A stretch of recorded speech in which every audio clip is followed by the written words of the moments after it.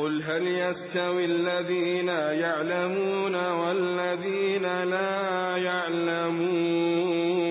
İnsanlar cənnətə əqidəyə, yəni sağlam etiqada görə girəcəklər.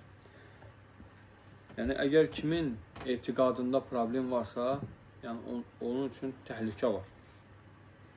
Amma kimin əqidəsi, etiqadı salamatdırsa, onun digər günahları əfv olmağa böyük ümid var. Böyük ümid. Necə ki, Allah Resulü sallallahu aleyhi və səlləm buyurur ki, Allah Əzə və Cəllə belə dedi. Dedi, Yəbni Ədəm, İnnəkə mə əteytəni bi qurabil ardı xataya.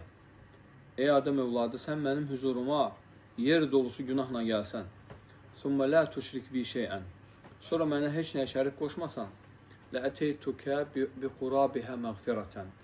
Mən də sənə yer dolusu qədər, o qədər məğfirətlə gələrəm.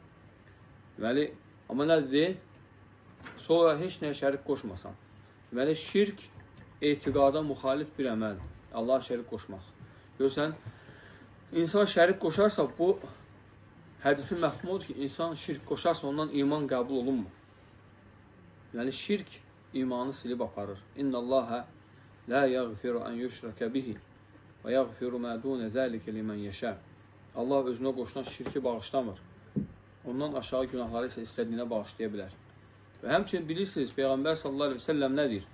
İftaraqatil yəhud alə ihdə və səb'inə firqətən və iftaraqatil nəsara alə sinteyn və səb'inə firqətən və iftaraqat ümməti alə sələsin və səb'inə firqə.